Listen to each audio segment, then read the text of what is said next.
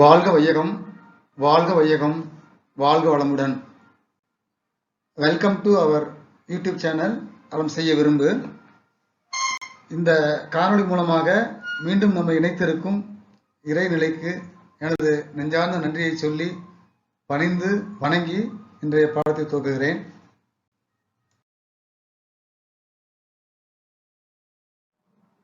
இன்னைக்கு நம்ம இந்த வீடியோவில் பார்க்க போற பாடம் ப்ராக்டிக்கல் சம்பந்தமானது.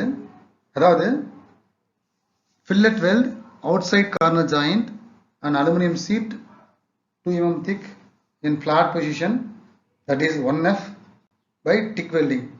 அதாவது TIG welding மூலமா அலுமினியம் சீட்ல அவுட் சைட் கார்னர் ஜாயிண்ட் எப்படி பண்ண போறோம் அப்படிங்கிற டீடைல நம்ம அந்த வீடியோல பார்க்க போறோம்.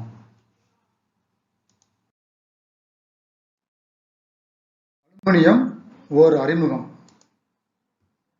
நம்ம எந்த மெட்டலை வெல்டு பண்ண போறோமோ அந்த மெட்டலை பற்றிய ஒரு ஐடியா அறிவு நமக்கு இருக்கணும். ஸோ அதனால இந்த எக்ஸசைஸில் நம்ம அலுமினியத்தை வெல்டு பண்ண போகிறோம். ஸோ அலுமினியம்னா என்ன, அதோட பண்புகள் என்ன, அதை பற்றி நம்ம முக்கியமாக தெரிஞ்சுக்க வேண்டிய விஷயங்கள் என்ன, அதெல்லாம் நம்ம இந்த வீடியோஸில் பார்க்க போகிறோம். அலுமினியம் ஒரு இரும்பு கலப்பில்லாத, அதாவது நான் ஃபெரஸ் மெட்டல், ஒரு தூய உலோகம். இது பியூர் மெட்டல். இது ஒரு கலவை கிடையாது. வெள்ளி போன்ற வெள்ளை நிறம் கொண்டது. Colour silvery white. இது பூமியின் மேலடுக்கில் 8% அதிகமாக உள்ளது. அலுமினியம் பாக்சைட் என்ற தாதுவிலிருந்து தயாரிக்கப்படுகிறது. பாக்சைட் தாதுவில் 45% முதல் 60% வரை அலுமினிய ஆக்சைடு உள்ளது. முதலில் பாக்சைட் தாது சுத்திகரிக்கப்பட்டு அலுமினிய ஆக்சைடு ஒரு வெள்ளை தூள் மாதிரி இருக்கும் தயாரிக்கப்படுகிறது.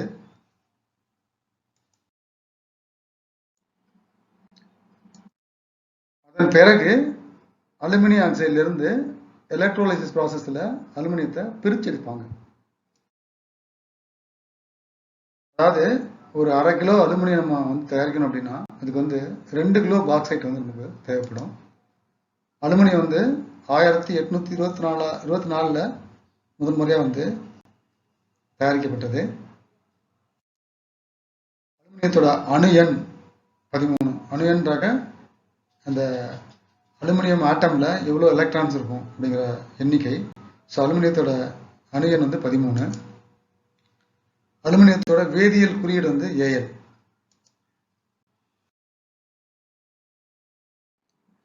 அடுத்தது அலுமினியத்தோட பயன்பாடுகள், அப்ளிகேஷன்ஸ் என்ன அப்படின்னு பார்த்துருவோம். அலுமினியம் மோட்டார் வாகனங்கள், குளிர்சாதன பெட்டிகள், ஏர் கண்டிஷனிங், சோலார் பேனல்கள் போன்றவற்றில் மெல்லிய குழாய்களாக அதிகம் பயன்படுகிறது. எலக்ட்ரிக்கல் பவர் லைன்ல அதிகமாக பயன்படுது. அதுவும் நீண்ட தூர மின் இணைப்புகளுக்கு ஒரு நல்ல தேர்வாக அமைகிறது. ஃபிளாட் ஸ்கிரீன்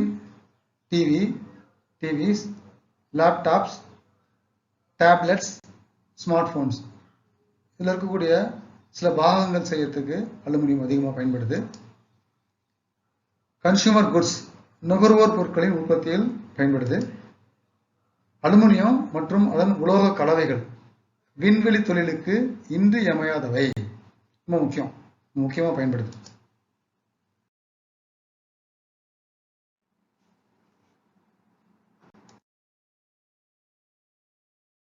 விமான இருக்கைகள் செய்வதற்கு பயன்படுது. அலுமினியம் அதன் எடை மற்றும் வலிமையின் காரணமாக டிரான்ஸ்போர்டேஷன்ல, போக்குவரத்துல அதிகமாக பயன்படுது. கட்டட கலைஞர்களின் தேவைகளை பொறுத்து என்ன பண்ணலாம், அலுமினியத்தை வெட்டுவதும், வளைப்பதும், துளையிடுவதும் மற்றும் விரும்பிய பாணியில் மடிப்பதும் எளிது என்பதால் கட்டட வேலைகளில் அதிகம் பயன்படுகிறது. இதற்கு குறைந்தபட்ச பராமரிப்பு மட்டுமே போதுமானது. மெயின்டெனன்ஸ் ரொம்ப மினிமமா இருந்தா போதும். கட்டிட வேலைகளில் கட்டிட முகப்பு மற்றும் ஜன்னல் பிரேம்கள் ஆகியவற்றில் அதிகம் பயன்படுகிறது. இந்த ஸ்லைடில் அலுமினியத்தோட பயன்பாடுகள் படம் கொடுத்துருக்கேன். பார்த்தீங்கன்னாக்க சைக்கிள் பண்ணுறதுக்கு, கார் பண்ணுறதுக்கு, அலுமினியம் பைப்ஸ், சின்ன பைப்லேருந்து பெரிய பைப் வரைக்கும், அதே மாதிரி விமான பாகங்கள் செய்கிறதுக்கு, இதுக்கெல்லாம் பயன்படுங்கிறத நீங்கள் பார்த்தோன்னா உங்களுக்கு மைண்டில் சேவ் ஆகணும் அப்படின்றதுக்காக இந்த படங்கள் கொடுத்துருக்கேன்.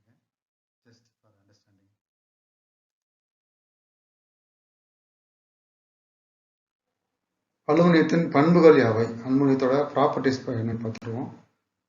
குறைந்த எடை கொண்டது, லைட் வெயிட்டு. ஸ்டீலுடன் ஒப்பிடும் பொழுது 1/3 தான் சொல்லுகிற வெயிட்டு. ஸோ இது மென்மையானது மற்றும் இணக்கமானது, சாஃப்ட் அண்ட் மேலியபிள். எனவே தேவைக்கேற்ற வடிவத்தில் உருவாக்கலாம். அரிப்பை எதிர்க்கும் தன்மை கொண்டது, ரெசிஸ்டன்ஸ் டு கரோஷன். மின்சாரத்தையும் வெப்பத்தையும் மிக நன்றாக கடத்தும், good electrical and thermal conductivity. வலிமை வாய்ந்தது, நல்ல ஸ்ட்ராங்கானது. நீண்ட காலம் உழைக்கக்கூடியது, டியூரபிள்.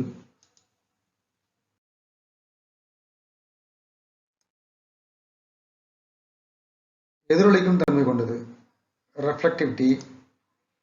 நல்ல நீளும் தன்மை கொண்டது, டக்டிலிட்டி. எனவே பைப்பாக, டியூபாக, ராடாக, கம்பியாக எளிதில் உருவாக்கலாம். குறைந்த வெப்பநிலையிலும் நல்ல வலிமையுடன் இருக்கும், ஸ்ட்ரென்த் அட் லோ டெம்பரேச்சர்ஸ். வெப்பநிலை குறையும் பொழுதும் அலுமினியம் அதிக இழுவிசை வலிமையுடன் இருக்கும், இன்க்ரீஸ்ட் டென்சைல் ஸ்ட்ரென்த். அலுமினியம் காந்தத்தன்மையற்றது, நான் மேக்னெட்டிக். அலுமினியத்தின் அடர்த்தி குறைவு, 2.7 g/cm3. இதான் அலுமினியத்தோட டென்சிட்டி.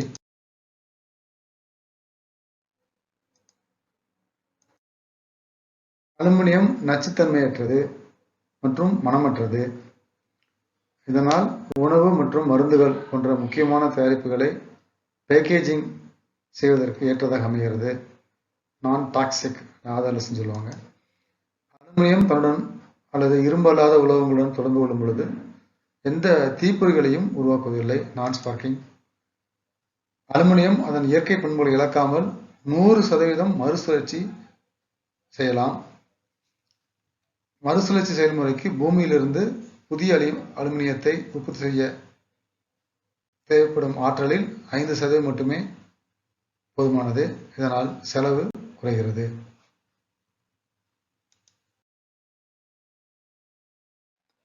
அலுமினியம் ஏன் துருப்பிடிப்பதில்லை?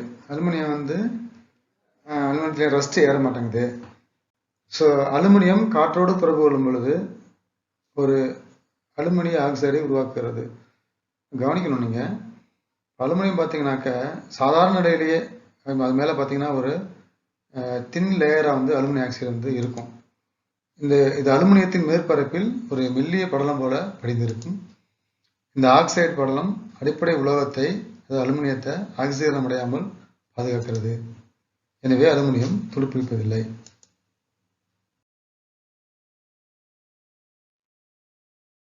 அலுமினியத்தை வெல்டிங் செய்ய எந்த கரண்ட் பயன்படுத்தப்படுகிறது, ஏன்?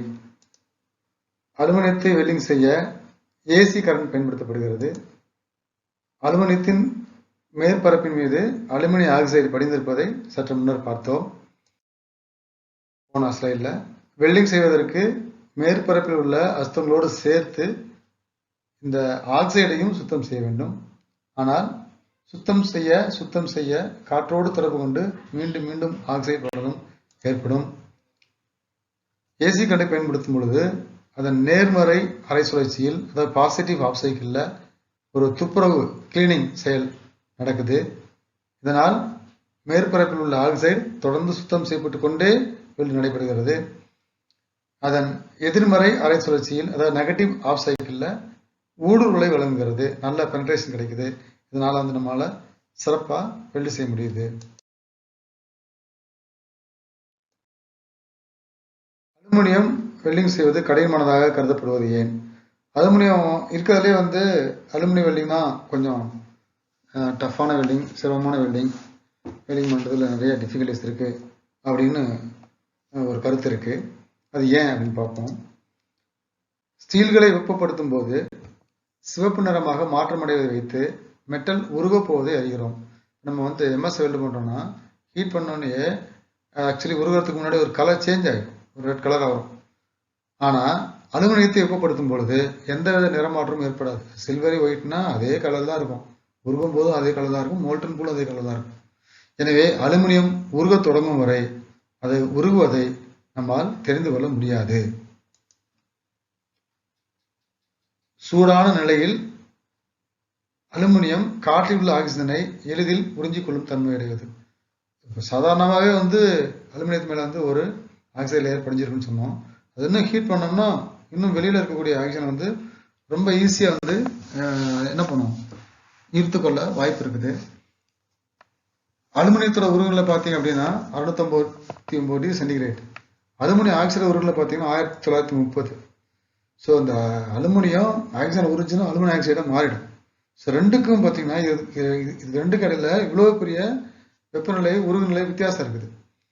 ஸோ கவச வாயு பாதுகாப்பில் சற்று குறைபாடு இருப்பினும் அலுமினியம் உடனடியாக ஆக்சைடாக மாற அதிக வாய்ப்பு இருக்கிறது.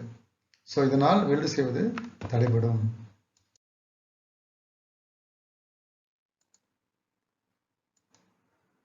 அலுமினியம் ஸ்டீலை விட மிகவும் இலகுவானது, சாஃப்டான மெட்டல், உங்களுக்கு தெரியும், மற்றும் குறைந்த அடர்த்தி கொண்டது, டென்சிட்டி கம்மி. ஆக்சுவலாக எவ்வளோன்னு சொன்ன உங்களுக்கு முன்னாடி இல்லையா. ஆனால் அதன் வெப்ப கடத்து திறன் அது பார்த்தீங்கன்னா ஹீட் கண்டக்டிவிட்டி அதே மாதிரி ஹீட் டிரான்ஸ்ஃபர் ரேட்டு, வெப்ப மாற்ற வீதம் வந்து ஸ்டீலை விட சுமார் வந்து 6 மடங்கு அதிகம். ஸோ அதனால் நம்ம ஹீட் பண்ண ஹீட் வந்து ஓடிக்கிட்டே இருக்கும். எனவே அலுமினியம் வெல்டிங்கிற்கு அதிக வெப்பம் தேவைப்படும். ஸோ உருகுநிலை குறைவாக இருந்தால் கூட பட் ஹீட் இன்புட் நமக்கு அதிகமாக கொடுத்துட்டே இருக்கணும். கவனமாக இல்லாமல் அந்த ஹீட் இன்புட்டை வந்து நம்ம வந்து கோட்டை விட்டுட்டோம், சரியாக கொடுக்கல அப்படின்னா மோல்டன் மெட்டல் என்ன ஆகிடும், ஓட்டை போட்டு மோல்டன் மெட்டல் வந்து அலுமினியத்தை ஓட்டை போட்டு ஹோல்ஸ் வந்துடும்.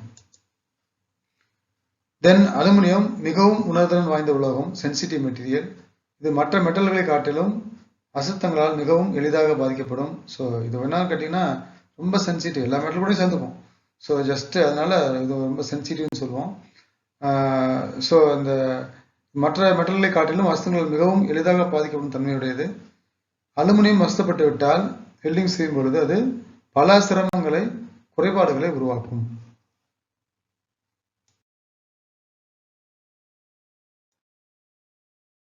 அவுட்சைட் கார்னர் ஜாயிண்ட் எதற்கு பயன்படுகிறது? இன்னைக்கு நம்ம பார்த்துட்டு இருக்கிறது அலுமினியம் சீட்ல வந்து அவுட் சைட் கார்னர் ஜாயிண்ட் எப்படி பண்றது, டிக் வெல்டிங் அப்படியே பார்த்துட்டு இருக்கோம். ஸோ இந்த அவுட் சைட் கார்னர் ஜாயிண்ட் எங்கே தான் பயன்படுது, எதுக்கு நம்ம இதை கற்றுக்கணும் அப்படிங்கிறத நம்ம பார்க்குறோம். பெட்டிகள், தொட்டிகள், நீர்த்தேக்கங்கள் போன்றவற்றை கட்டுவதற்கு வெளியே மூலையில் உள்ள மூட்டுகள், அதாவது ஜாயின்கள் மிகவும் பொதுவாக பயன்படுத்தப்படுகின்றன. வேலையை செய்து முடிக்க வெளிப்புற மூலையில் 2 அல்லது 3 அவுட் சைட் கார்னர் ஜாயிண்ட்டுகள் செய்ய வேண்டியது இருக்கும். ஸோ பார்த்தீங்கன்னா இந்த பாக்ஸை பார்த்தீங்கன்னா புரிஞ்சிடும். இந்த படத்தை பார்த்தீங்கன்னா ஸோ எந்த மாதிரியான ஒரு பாக்ஸ் ஆக்சுவலாக. ஸோ எப்படி வந்து அவுட் சைட் கார்னர் ஜாயிண்ட் நமக்கு தேவைப்படுது அப்படின்றது உங்களுக்கு லைவாக புரியும். ஸோ இது எப்படி செட் பண்ணுறது அப்படின்றது நான் எப்படி நம்ம கார்னர் ஜாயிண்ட் செட் பண்ணுறது அடுத்த படம் கொடுத்துருக்கேன், ஜஸ்ட் பார்த்து தெரிஞ்சுக்கோங்க. ஸோ இது வந்து அவுட் சைட் கார்னர் ஜாயிண்ட் வந்து எங்கெல்லாம் பண்ணுறாங்க அப்படின்னு லைவாக எனக்கு தெரிஞ்சதுக்கு ஒரு சின்ன வீடியோ அட்டாச் பண்ணிருக்கேன். ரொம்ப சின்ன ஒரு 2 minutes தான் வீடியோ ஓடும், கவனிங்க. Horizontal position, they're really not much different. One's not any harder than the other. Technically, though, they are different positions, so we're going to do them both. Toward the end of the video, I'm going to do a little picture-in-picture shot of the foot pedal in action, tapering up and tapering off amperage. So let's get started. First thing, I'm running this fast because no one wants to see tack welding that much, but I'm getting 3 tacks on each one of these pieces because they are about 18 inches long, and they'll try to open up in the middle and have gaps and things like that, and even those tacks can pop loose if you don't put a little extra filler rod in there. Aluminum tacks are just really weak. You can hardly get by with light small fusion tacks on aluminum. On these corners I'm blasting fusion tacks, but I'm blasting them pretty good. And then I'll come back and add filler wire. Sometimes you have to, when you hold things with one hand, you have to not use filler wire, but you got to really be careful. Those tacks will crack if you're not careful. So after I get 3 tacks on each one of these joints, adding just a little bit of extra filler metal, I'm going to set it up and weld in the 1F position. I'm using these little strong hand tools, I guess they're called V-pads, magnetic V-pads for a little holder there. And I want to get comfortable here. That's the ABCs of welding, always be comfortable. Now these little holes in the table, my glove kind of drags on those. And usually I'll run a TIG finger on my palm because it's a lot smoother. In this case I needed to get up a little bit higher, so I made myself a little, makeshift little track glide here, and it's really super smooth. So let's go. 1F, flat position. We'll also do the 2F, and as I'll say again,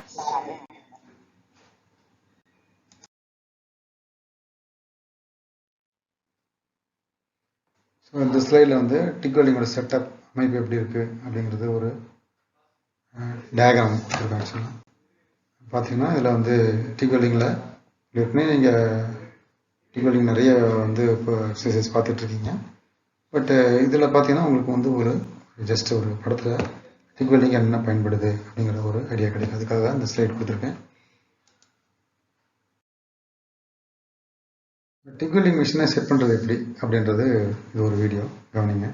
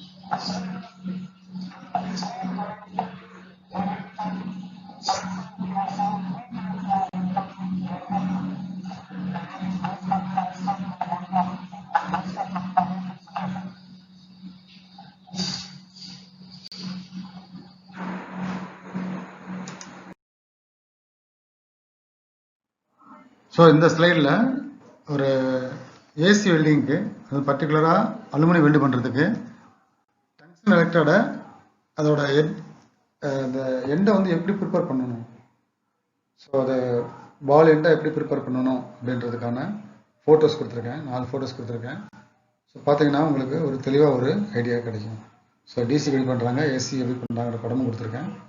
so இந்த பக்கம் வந்து இந்த பால் எண்டை ready பண்ண இந்த எலக்ட்ரோட்ஸோட photos கொடுத்துருக்கேன். கவனிச்சிங்கன்னா உங்களுக்கு தெளிவாக புரியும்.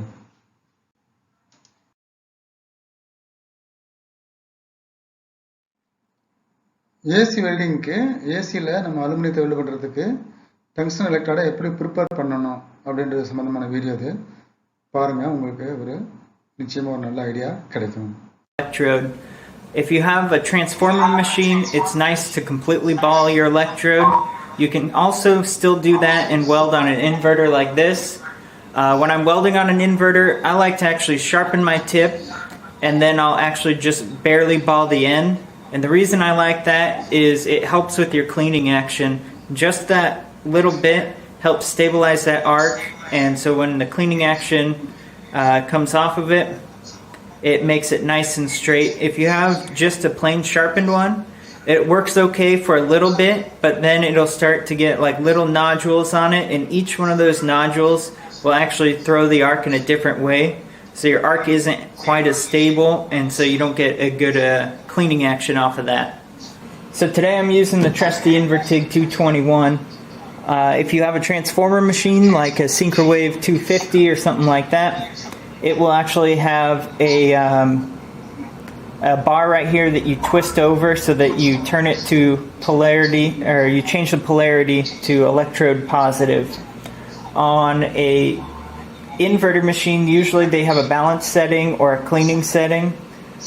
So if it's showing your electrode negative side like this and the dynasties, you'll turn it down as low as it'll go, and on the dynasty it'll read out ball.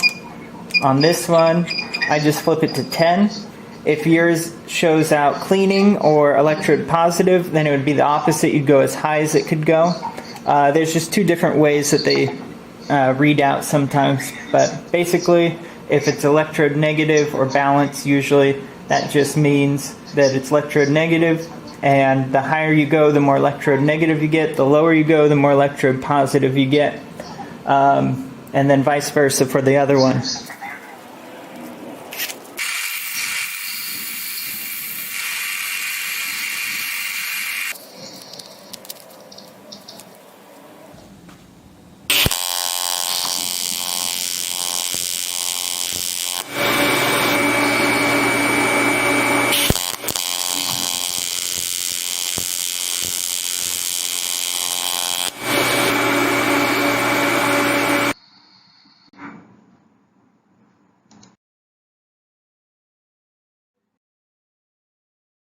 பாதுகாப்பு அணிகலன்கள் மற்றும் உபகரணங்கள். இந்த ஸ்லைடில் நம்ம வந்து சேஃப்டி சம்பந்தமாக பார்க்க போகிறோம்.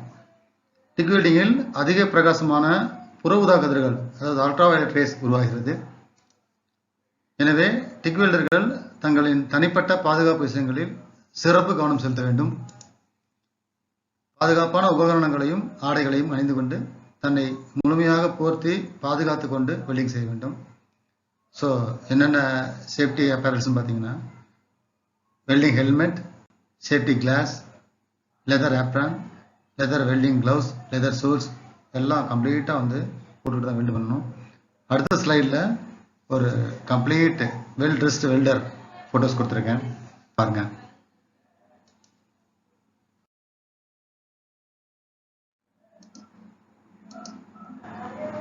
ஸோ இதில் பார்த்தீங்கன்னா ஒரு வெல் ட்ரெஸ்ட் வெல்டர், நல்ல பாதுகாப்பு அணிகலன்கள் அணிந்து கொண்ட வெல்டர் எப்படி இருக்கணும் அப்படின்றதுக்கு ஃபோட்டோ கொடுத்துருக்கேன். இந்த இன்னொரு ஸ்லைடில் பார்த்தீங்கன்னாக்க சேஃப்டி எக்யூப்மெண்ட்ஸோட செக்லிஸ்ட் என்னென்ன ஒரு வெல்டர் போட்டுக்கணும் அப்படிங்கிறது தனித்தனியாக ஃபோட்டோஸ் கொடுத்துருக்கேன். ஜஸ்ட் பார்த்து நீங்கள் தெரிஞ்சுக்கிறதுக்காக.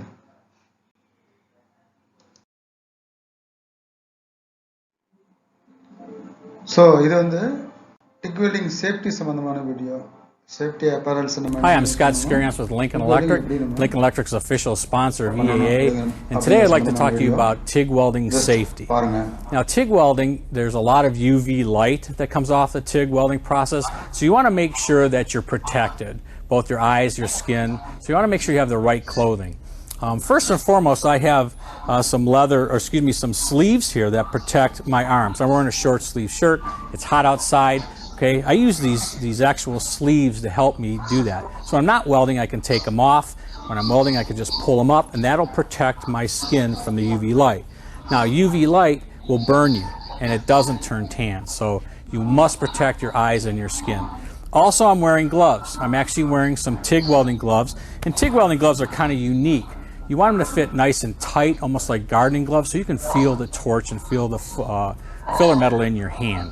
So you want a nice pair of TIG gloves. You don't want to wear old stick welding gloves or MIG welding gloves, something like that. Also, you want to definitely protect your eyes. Okay, always wear safety glasses anytime that you're going to TIG weld. You always want to make sure that you got your safety glasses on. You never know when something's going to fly up and hit you in the eye. So you definitely want to have a decent pair of safety glasses that wrap around, protect the side of your eyes. And also, you want to protect your face and your eyes from the UV light. Okay, it's very bright light, very intense heat. So you want to make sure you wear a full face helmet. This is a 4x6 welding helmet, auto darkening, solar powered, no batteries, has 4 sensors, and it's adjustable 9 through 13. Because some people use a number 9, some people use number 10. It all depends on you, the person. But when you're welding, and you actually weld and you lift up your helmet, it's like someone took your picture with a flash bulb camera. You want to darken this actual lens. And you can do that by actually pressing the actual buttons on the inside.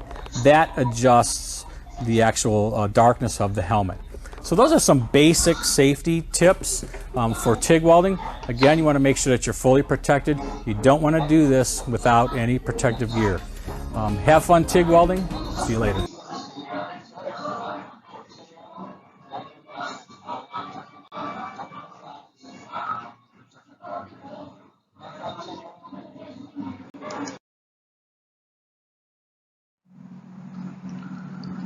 அலுமினியத்தை TIG welding செய்வதற்கான சில உதவி குறிப்புகள் மற்றும் தந்திரங்கள், some tips and tricks.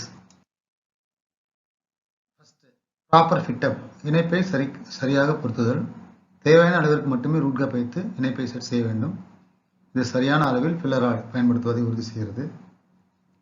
இதனால் வெப்ப உள்ளீடு கட்டுப்படுத்தப்படும். ஸோ எவ்வளோ ரூட் கேப் வேணுமோ அவ்வளோதான் நம்ம வச்சு வெல்ட் பண்ணணும்.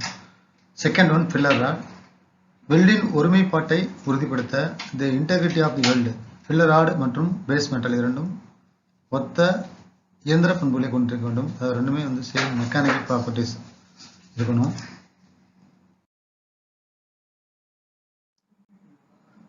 எலக்ட்ராட் அளவு, அடிப்படை உலோகத்தின் தடிமன், கரண்ட் மற்றும் இணைப்பின் வகை போன்ற வேரியபிள்ஸ்களை பொறுத்து எலக்ட்ராடை தேர்வு செய்ய வேண்டும்.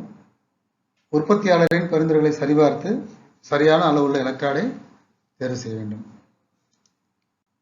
எலக்ட்ராடு முனை, ஏற்கனவே ஒரு வீடியோ போட்டேன் உங்களுக்கு. எலக்ட்ராடு முனை பந்து வடிவத்தில் தயார் செய்ய வேண்டும். இதனால் விரும்பிய திறன் கொண்ட ஆர்க் உருவாக்கலாம்.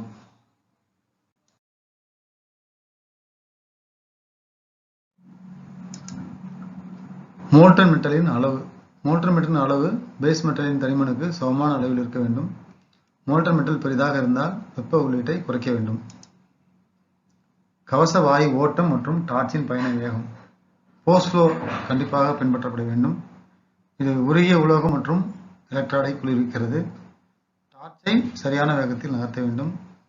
நம்ம ரொம்ப ஸ்பீடாக நகர்த்தணும் அப்படின்னாக்க என்ன ஆகும், அதாவது சரியான ப்ரொடெக்ஷன் கிடைக்காம எலக்ட்ராட் பொல்யூட் ஆகிடும். ஸோ எலக்ட்ராட் மாசுபட்டால் அடுத்த முறை ஆர்க்கு தொடங்குவது கடினமாக இருக்கும். டிஸ்டார்ஷனை தவிர்த்தல். டிஸ்டார்ஷன் ஏற்படுத்தி கட்டுப்படுத்தும் நடவடிக்கைகளை உரிய முறையில் மேற்கொள்ள வேண்டியது மிகவும் அவசியமாகும். ஷீல்டிங் கேஸ் பாதுகாப்பு. அலுமினியம் வெல்டிங் செய்ய பியூர் ஆர்கான் வாயுவை பயன்படுத்த வேண்டும். ப்ரீ ஃப்ளோ மற்றும் போஸ்ட் ஃப்ளோவை உறுதி செய்து கொள்ள வேண்டும்.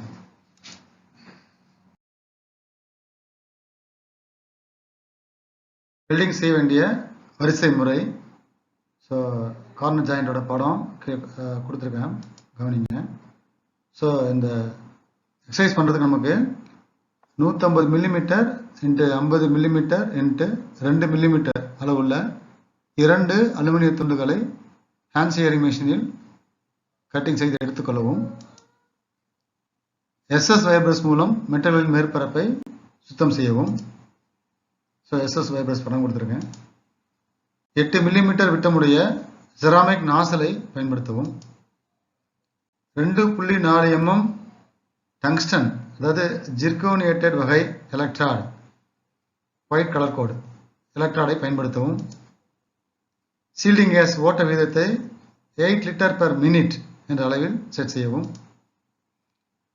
துல்லிய அளவிற்கு ஃப்ளோ மீட்டரை பயன்படுத்துவோம். ஸோ ஃப்ளோ மீட்டர் அட்டாச் ரெகுலேட்டரை நம்ம இந்த அலுமினியம் டிக் வெல்டிங்க்கு பயன்படுத்தணும்.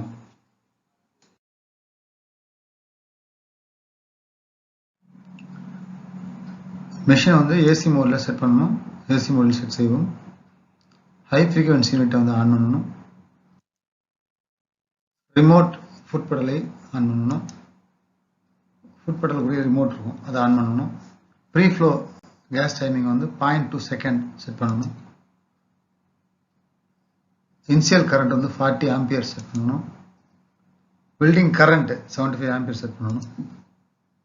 வெல்டிங் பெடலில் அழுத்தும் போது அதிகபட்சம் வர்ற கரண்ட் இந்த 75 ஆம்பியர் அப்படின்னு நீங்கள் புரிஞ்சுக்கணும். ஏசி பேலன்ஸ் 35% செட் பண்ணணும். ஏசி பேலன்ஸ்ன்றது என்ன அப்படின்னு பார்த்தீங்கன்னாக்கா, இந்த பாசிட்டிவ் நெகட்டிவ் சர்க்கிள் இருக்கு இல்லையா, பாசிட்டிவ் சைக்கிள் மெட்டல் கிளீனிங் நடக்குது, நெகட்டிவ் சைக்கிளில் பென்ட்ரேஷன் நடக்குது. ஸோ எது நமக்கு எப்படி வேணும் அப்படின்றத பொறுத்து நம்ம இதை செட் பண்ணிக்கலாம். இதை பொறுத்த வரைக்கும் 30% செட் பண்ணுறோம் அப்படின்னாக்கா 30% பெனட்ரேஷனுக்கு நம்ம செட் பண்ணுறோம். ஏசி ஃப்ரீக்வன்சி 80 ஹெர்ட்ஸ் செட் பண்ணணும். எண்டு கரண்ட் 5 ஆம்ப்ஸ் செட் பண்ணணும். இதெல்லாமே மாடர்ன் வெல்டிங் மிஷின்ஸில் இதெல்லாமே செட்டிங்ஸ்லாம் இருக்கும். So post flow gas timing 8 second set பண்ணணும்.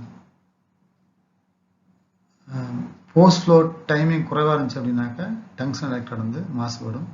இதனால் ஆர்க்கை மறுபடியும் தொடங்குவது சிரமமாகும். வெல்டிங் செய்யும் பொழுது ஆர்க் வந்து நிலையற்றதாகவும் இருக்கும். ஸோ ரைட் சைடில் படத்தை பாருங்கள். வெல்டு பண்ண போகிற ஜாப் வந்து இந்த மாதிரி தான் நம்ம செட் பண்ணணும். படத்தில் காட்டியுள்ளபடி மெட்டல்களை வெளிப்புற மூலையில் வெல்டு செய்யும்படி, அதாவது 1.5 mm கேப் வச்சு நம்ம வந்து ஜாப்ஸ் வந்து செட் பண்ணணும். எர்த்து கேப்பில் வந்து மிஷினோட ஒரு சாக்கெட்டில் இணைக்கணும். எர்த்து கிளாம்பை வந்து வெல்டிங் டேபிளோட இணைக்கணும். வெல்டிங் டார்ச்சை வந்து வெல்டிங் மிஷினோட இன்னொரு சாக்கெட்டில் நம்ம இணைக்கணும். இந்த எக்ஸசைஸ் நம்ம யூஸ் பண்ணுற எலக்ட்ராட் பார்த்தீங்கன்னாக்கா 5% சிலிக்கான் கலந்த அலுமினியம் ஃபில்லர் ராட் நம்ம வந்து இதில் யூஸ் பண்ணுறோம். அதோட சைஸ் வந்து 2.4 mm.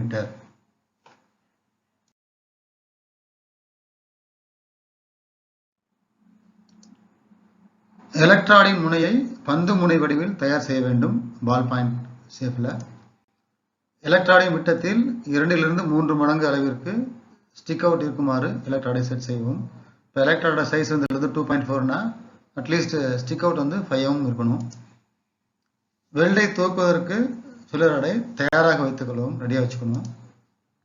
டார்ச் முனையிலிருந்து 4 mm தொலைவில் ஃபில்லர் ராட் இருக்குமாறு பார்த்துக்கொள்ளும். அதாவது அனாவசியமாக போயிட்டு அந்த ஆர்க்கில் வந்து பட்டு வந்து இந்த ஃபில்லர் ராட் உருகிடக்கூடாது. அதுக்காக வெல்டை துவக்க பெடலை முழுவதுமாக கீழே அழுத்தவும். ஒருவேளை நீங்கள் வந்து டார்ச் சுவிட்ச் பயன்படுத்தினாக்க சுவிட்சை ஆன் செய்யவும். ஆர்க்கை துவக்கவும்.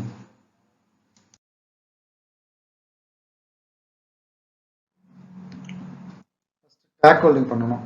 டேக் வெல்டிங்க்கு வந்து வெல்டு செய்யும் பொழுது வார்ப்பிங் ஏற்படாமல், அதாவது வளையாமல் இருக்கிறதுக்காக, அந்த அலைன்மெண்ட் மாறாமல் இருக்கிறதுக்காக நம்ம என்ன பண்ணுறோம், டேக் வெல்டிங் பண்ணுறோம். இணைப்பின் இரு ஓரங்களிலும் டேக் வெல்டு செய்வோம். ஒர்க் பீஸிற்கு 45 டிகிரி கோணத்தில் ப்ளோ பைப் இருக்குமாறு வைத்து டேக் வெல்டிங்கை துவக்கவும். 2 மெட்டல்களிலும் சம அளவில் ஆர்க்கை செலுத்தவும். இரு மெட்டல்களிலும் மோல்டன் போல் உருவாக்கி இணைப்பை ஏற்படுத்தவும். அப்போ தான் டேக் வெல்டு நல்லா ஸ்ட்ராங்காக இருக்கும். வெல்டு ஆரம்பிக்கும் இடம் மற்றும் வெல்டு முடியும் இடம், 2 இடத்துலையும் நம்ம டேக் வெல்டிங் பண்ணணும். ஸோ நம்ம டேக் வெல்டு பண்ணியாச்சு. இப்போ வெல்ட் பண்ணணும். வெல்டிங் பண்ணுறதுக்கு ஆர்க்கை நம்ம ஸ்டார்ட் பண்ணுறோம். ஆர்க் லென்த் வந்து 2.4 to 5 mm மெயின்டைன் பண்ணணும். ஜாபுக்கு வந்து அந்த டார்ச்சோட ஆங்கிள் வந்து 45 டிகிரி இருக்கணும். ஸோ வெல்டு செய்ய வேண்டிய டைரக்ஷனில் நம்ம வந்து வெல்டிங் டார்ச்சை நகர்த்திட்டு போகணும்.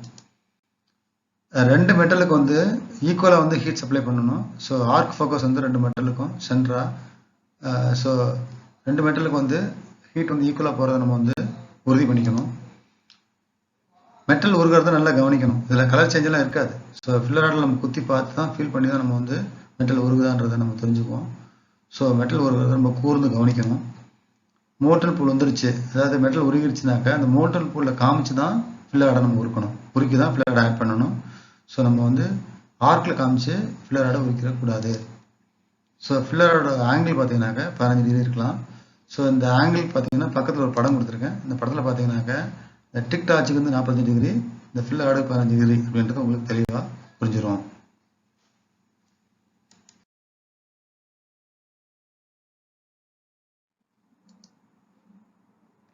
மோல்டன் பூலை உருவாக்கி கொண்டு டார்ச்சை நகர்த்தவும். ஸோ மோல்டன் பூல் உருவாகுதுன்றதை கன்ஃபார்ம் பண்ணிக்கிட்டு மோல்டன் பூல் உருவானதுக்கப்புறம் தான் நீங்கள் டார்ச் மூவ் பண்ணணும். மோல்டன் பூலில் ஃபில்லர் ராடை நுழைத்து உருக்கி, ஸோ நான் ஏற்கனவே சொன்னேன் ஆர்க்கில் காமிச்சு இருக்கக்கூடாது, மோல்டன் பூலில் தான் ஃபில்லர் ராடை காமிச்சு உருக்கணும். ஸோ அது ஃபில் ஆகிடுச்சு அப்படின்னாக்கா வெளியே எடுத்துடணும். ஸோ வெல்டை வந்து கண்டினியூ பண்ணணும். ஒரே சீரான வேகத்தில் வெல்டு செய்யணும். அதாவது ஸ்லோவாக ஸ்பீடாக பண்ணக்கூடாது. ஒரே கான்ஸ்டன்டான ஸ்பீடில் வந்து நம்ம வந்து சமமான வேகத்தில் வந்து நம்ம வந்து வெல்டு பண்ணணும். ஒரே சீரான வெல்டு பீடு அமையுமாறு வெல்டை தொடரணும். ஸோ வெல்டு பீடு பார்த்தீங்கன்னாக்கா ஒரே ஸ்பீடில் போனீங்கன்னாக்கா வெல்டு பீடும் ஒரே மாதிரி இருக்கும். மெட்டல் அதிகம் உருவதாக உணர்ந்தால் பெடல் அழுத்தத்தை சற்று ரிலீஸ் செய்து வெல்டிங் பவரை குறைக்கவும். ஃபில்லர் ராடு மோல்டன் பூலில் உருக்கப்படாத சமயங்களில் மோல்டன் பூலிலிருந்து சற்று தொலைவில் ஃபில்லர் ராடை வைத்துக் கொள்ளவும். தேவையில்லாமல் உருகும். இது ஃபில்லர் ராட் தேவையின்றி உருக்கப்படுவதை தவிர்க்கும்.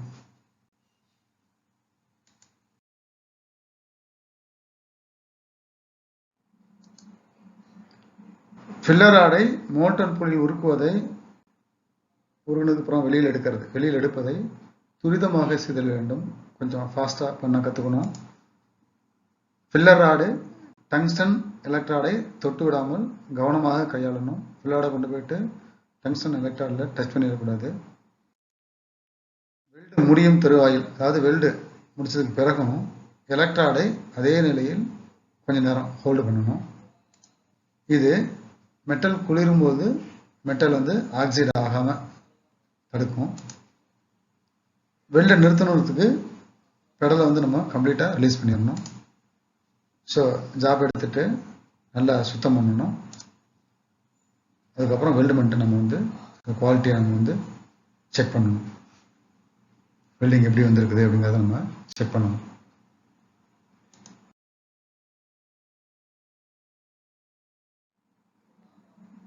ஸோ மெயின் பிக்சருக்கு வந்துட்டோம். இப்போ நம்ம அந்த 2 mm திக்னஸ் உள்ள அலுமினியம் சீட்டை எப்படி open corner joint, outside corner joint எப்படி பண்ணுறது டிக் வெல்டரில் அப்படிங்கிறதுக்கான வீடியோ இது. வீடியோ நல்லா கவனிங்க. ஸோ கம்ப்ளீட்டாக அதோட ஸ்டெப்ஸ் எல்லாம் நான் ஏற்கனவே உங்களுக்கு சொல்லிட்டேன். ஸோ இதை பார்த்தீங்கன்னா உங்களுக்கு தெளிவாக புரியும்.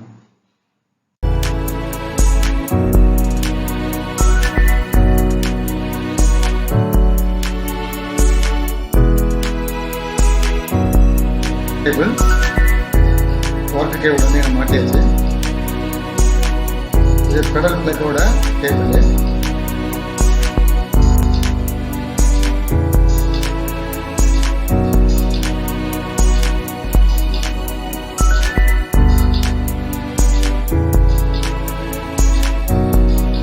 கேஸ்ல 8 மினிட் மெஷர் பண்றோம். இந்த செட்டிங்ஸ் எல்லாம் சொல்லிட்டேன். ஏசி மோட்ல ஆன் பண்ணுறோம். ஹை ஃப்ரீக்வன்சி அப்படின்னு பண்ணுவோம். ஆன் பண்ணுறோம்.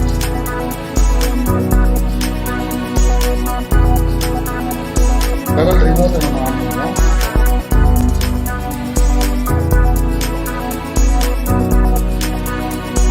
ஸ்பீட்ல 0.2 செகண்ட்ஸ்.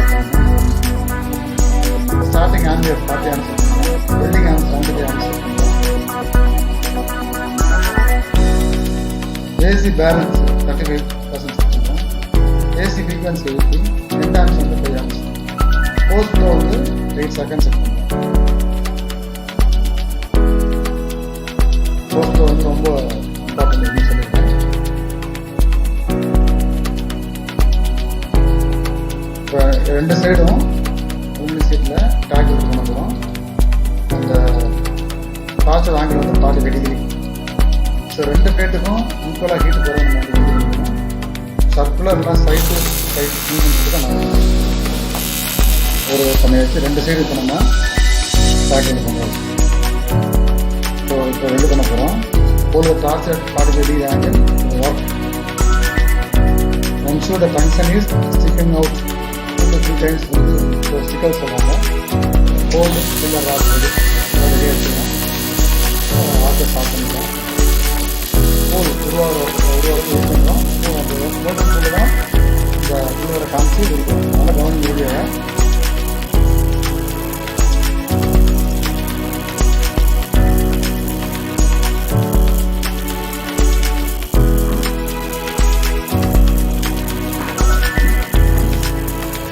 இந்த மாதிரி தான் வெல்டு பண்ணணும்.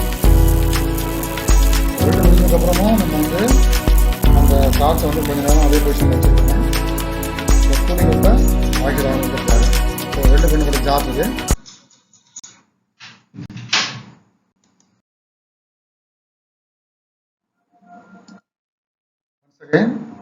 நம்ம இம்பார்ட்டன்ஸ் பாயிண்ட்ஸ் பார்க்க போகிறோம். மனதில் கொள்ள வேண்டிய முக்கிய விஷயங்கள். அலுமினிய துண்டுகளை நன்றாக சுத்தம் செய்ய வேண்டும். எந்த வெல்டிங்காக இருந்தாலும் கிளீனிங் ரொம்ப ரொம்ப இம்பார்ட்டண்ட். அதுவும் அலுமினிய வெல்டிங்க்கு எக்ஸ்ட்ரா கேர் எடுத்து நம்ம மெட்டலை நல்லா பக்காவாக சுத்தம் பண்ணுங்க. ஏன்னா அலுமினியம் ஒரு சென்சிட்டிவ் மெட்டீரியல். சுத்தம் செய்வதற்கு ஸ்டெயின்லெஸ் ஸ்டீல் வயர் பிரஷை தான் பயன்படுத்தணும். கார்பன் வயர் பிரஷை பயன்படுத்தக்கூடாது. அப்படி பயன்படுத்தணுன்னாக்க அந்த சர்ஃபேஸை ஸ்க்ராட்ச் ஆகி மெட்டல் ஆக்சைடாக மாறிடும். ஸோ ஆக்சிடேஷன் நடைபெற ஏதுவாகிவிடும். ஸோ அலுமினியத்தை வெல்டு பண்ணுறதுக்கு நம்ம ஏசி கரண்ட் தான் பயன்படுத்தணும். அப்போ தான் வந்து அந்த மேற்பரப்பில் இருக்கக்கூடிய ஆக்சைடை சுத்தம் பண்ணிக்கிட்டே சைமல்டேனியஸாக நமக்கு வந்து நல்ல பென்ட்ரேஷன் உள்ள வெல்டும் நமக்கு கிடைக்கும். ஸோ அலுமினியத்தை வெல்டு பண்ணுறதுக்கு நம்ம 5% சிலிக்கான் கலந்த அலுமினியம் ஃபில் ராட் தான் நம்ம பயன்படுத்தணும்.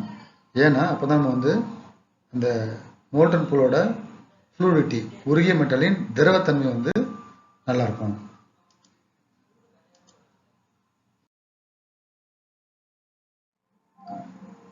டங்ஸ்டன் எலக்ட்ராடை பந்து முனை வடிவில் தயார் செய்து பயன்படுத்த வேண்டும். ஒரு வீடியோ போட்டேன் உங்களுக்கு. ஸோ அந்த டங்ஸ்டன் எலக்ட்ராடை வந்து பால் ஷேப்பில் நம்ம வந்து தயார் பண்ணி தான் இந்த அலுமினியம் வெல்டிங்கை பயன்படுத்தணும். ஏன் அப்படின்னா அப்போ தான் அது வந்து மெட்டல் மேலே இயற்கையாகவே படிந்திருக்கக்கூடிய ஆக்சைடை நல்லா பக்காவாக சுத்தம் பண்ணும். ஏற்கனவே சொன்னேன், அலுமினியம் வந்து ஒரு சென்சிட்டிவ் மெட்டீரியல். இது மற்ற மெட்டல் கூட வேறு அசுத்தங்கள் கூட ஈஸியாக அட்டாச் ஆகிக்கும். ஸோ அதனால் அந்த அசுத்தங்கள்னால மிகவும் எளிதாக பாதிக்கப்படும். அந்த மாதிரி ஒரு தன்மை கொண்டது தான் வந்து அலுமினியம் மெட்டல். அதனால் அலுமினியம் அசுத்தப்பட்டு விடாமல் அதிக அக்கறையுடன் பாதுகாக்கப்பட வேண்டும். முக்கியமாக pre flow, post flow. So இந்த சீல்டிங் கேஸ் வந்து போதுமான அளவுக்கு நம்ம செட் பண்ணியிருக்கிறோமா, போதுமான அளவுக்கு வந்துட்டு இருக்குதா அப்படிங்கிறத நம்ம வந்து கன்ஃபார்ம் பண்ணிக்கணும், உறுதி பண்ணிக்கணும்.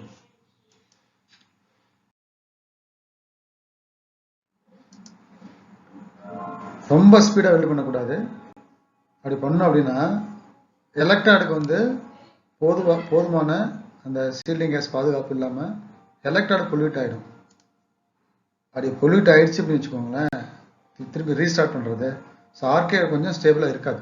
ஸோ அதனால் வந்து ரொம்ப ஸ்பீடாக வெல்டு பண்ணக்கூடாது. ஒரு குறிப்பிட்ட ஸ்பீடில் தேவையான ஸ்பீடில் தான் நம்ம வெல்டு பண்ணணும். அலுமினியம் வந்து ஸ்டீலை விட வந்து ரொம்ப சாஃப்டான மெட்டீரியல்.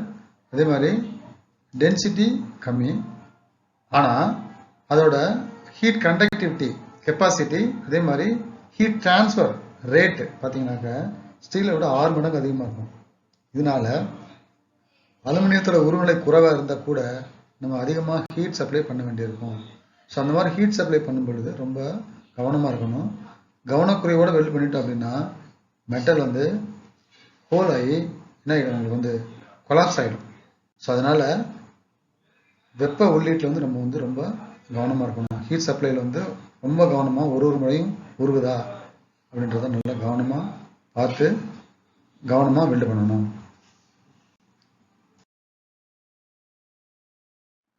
Okay, good. நம்ம இன்றைய பாடத்தோட இறுதிக்கு வந்துட்டோம். இந்த பாடம் சம்பந்தமான கருத்துக்களை நீங்கள் கமெண்ட் பாக்ஸில் பதிவு பண்ணலாம். இந்த பாடம் பிடிச்சிருந்தா நீங்கள் லைக் பண்ணலாம். இந்த சேனலை இது வரைக்கும் சப்ஸ்கிரைப் பண்ணாதவங்க சப்ஸ்கிரைப் பண்ணிக்கலாம். நான் அப்டேட் பண்ணுற ஒரு வீடியோவும் யூடியூப்பில் இன்பாக்ஸில் உங்களுக்கு நோட்டிஃபிகேஷனாக உடனுக்குடனே வந்து சேர்ந்துடும். இதே போன்று நல்லதொரு வீடியோவோடு மீண்டும் உங்களை சந்திக்கிறேன். அதுவரை உங்களிடமிருந்து விடைபெறுவது இளமுருகு அழகப்பன்.